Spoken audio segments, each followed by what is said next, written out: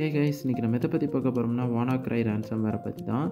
கொஞ்ச நாளாக நான் வீடியோஸ்லாம் போடாமல் இருந்திருப்பேன். அது எதனாலனா அடோப் இல்ஸ்ட்ரீட் எப்படி ஹேக் பண்ணணும்னு சொல்லி நம்ம வீடியோ போட்டதுனால சேனல் வந்து ஸ்ட்ரைக் அடிச்சிட்டாங்க. அதனால தான் வீடியோ போட முடியாமல் இருந்துச்சு. இப்போ எல்லாமே கரெக்ட் ஆகிடுச்சு. இனி கண்டினியூவாக வீடியோ வர ஆரம்பிச்சிடும்.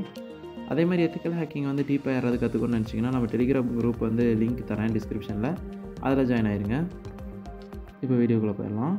வானாக்ரை ransomwareங்கிறது கிட்டத்தட்ட 150 கண்ட்ரிஸ் அஃபெக்ட் பண்ணுறாங்க. இந்த அட்டாக் எப்போ ஹேக்கர்ஸ் வந்து கிரியேட் பண்ணுறாங்கன்னா May 12, 2017 மேக் பண்ணுறாங்க.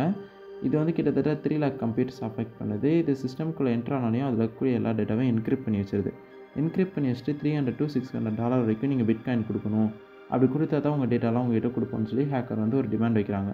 இது எதனால் பிட்காயின்ங்கிறத கேட்குறாங்கன்னா, பிட்காயினில் கொடுக்கக்கூடிய ட்ரான்சாக்ஷன் எதுவுமே நம்மளால் ட்ரேஸ் அவுட் பண்ண முடியாது அவ்வளோ சீக்கிரம். அது ரொம்ப கஷ்டம். அதனால தான் வந்து பிட்காயினில் வந்து கேட்குறாங்க. இதெல்லாம் ரொம்ப அஃபெக்ட் ஆனது எந்த கண்ட்ரின்னு எடுத்துக்கிட்டோம்னா Asia, Europe, UK, Japan, China, இந்தியாவும் இதில் இருக்குது. இதெல்லாம் தான் இருக்கிறதுலே ரொம்ப அஃபெக்ட் ஆன கண்ட்ரிஸ்.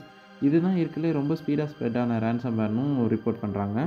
இவ்வளோ ஸ்பீடாக ஸ்ப்ரெட் ஆகிற ransomware ஸ்டாப் பண்ணணும்னு அமெரிக்கா வந்து அவங்க நேஷனல் ரிசர்ச் டீம் கிட்ட வந்து இந்த ப்ராஜெக்டை கொடுக்குறாங்க. அவங்க என்ன பண்ணுறாங்கன்னா, இது எந்த வாய்ஸ்லலாம் அஃபெக்ட் ஆகுது, இதோட வீக்னஸ் என்னங்கிறத ஃபைண்ட் அவுட் பண்ணுறாங்க. அப்படி பண்ணி அவங்க ஒரு ரிப்போர்ட் சப்மிட் பண்ணுறாங்க. அந்த ரிப்போர்ட்டில் என்ன இருக்குன்னா, Windows Vista, Windows 8, Windows server 2003, Windows XP இதில் தான் வந்து இந்த வைரஸ் ஒர்க் ஆகுது, வேறு எதுலேயும் பெருசாக ஒர்க் ஆகலை அப்படின்னு சொல்லி அவங்க ஒரு அப்டேட் கொடுக்குறாங்க ரிப்போர்ட்டாக. அதை வந்து மைக்ரோசாஃப்ட் சைட்லேருந்து எடுத்துக்கிட்டு என்ன பண்ணுறாங்கன்னா, இதை நாங்கள் ஆல்ரெடி இப்படி நடக்கும்னு தெரிஞ்சு தான் ஒரு செக்யூரிட்டி அப்டேட் கொடுத்துருந்தோம், அதை ப்ராப்பராக அப்டேட் பண்ணாதனால தான் இந்த அட்டாக் வருது, அதை அவங்க அப்டேட் பண்ணவங்களுக்கு எந்த பிரச்சனையும் இல்லை அப்படின்னு சொல்லி மைக்ரோசாஃப்ட்லேருந்து ஒரு ரிப்போர்ட் அவங்க கொடுக்குறாங்க. இதெல்லாம் எந்தெந்த செக்டர்லாம் அஃபெக்ட் ஆகுதுன்னா, ஐடிலேருந்து ஹாஸ்பிட்டல் வரைக்குமே நல்லா அஃபெக்ட் ஆகுது. ஹாஸ்பிட்டல் எப்படி அஃபெக்ட் ஆகுதுன்னா, அங்கே இருக்கக்கூடிய பேஷண்ட்ஸோட டேட்டா எல்லாமே என்கிரிப்ட் ஆகுது. இதனால் வந்துட்டு சர்ஜரி எல்லாமே தள்ளி வச்சுறாங்க இந்த ப்ராப்ளம் சால்வ் ஆகிற வரைக்கும். அப்படியே இந்தியா சைடு வந்தோம்னா, அங்கே இருக்கக்கூடிய ஏடிஎம் எல்லாமே அந்த டைம்லேயே வந்து விண்டோஸில் தான் ரன் ஆகிருந்திருக்கு. அதனால் அதுவும் சேர்ந்து ஹேக் ஆகிருக்கு. ஏடிஎம் ஃபுல்லாகவே நல்லாவே அஃபெக்ட் ஆகிருக்கு. இதனால் வந்துட்டு இந்த ப்ராப்ளம் சால்வ் ஆகிற வரைக்கும் சில பிளேசஸ்லாம் ஏடிஎம் வந்து ஆஃப் பண்ணி வச்சுருந்துருக்காங்க.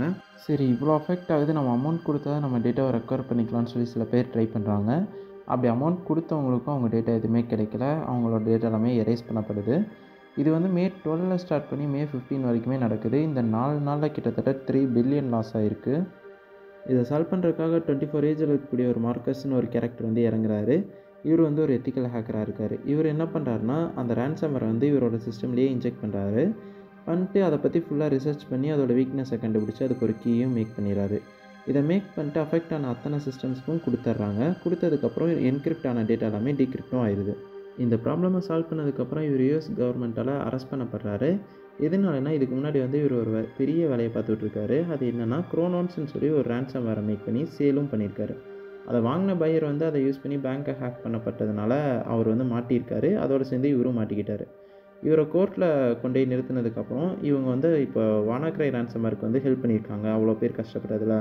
அதனால் வந்து இவருக்கு வந்து விட்டுறலாம், எந்த ஒரு அரெஸ்ட்டும் பண்ணாதீங்க அப்படின்னு சொல்லி அவங்கள ஒரு வார்னிங் கொடுத்து அவரை விட்டுறவும் செஞ்சிடறாங்க.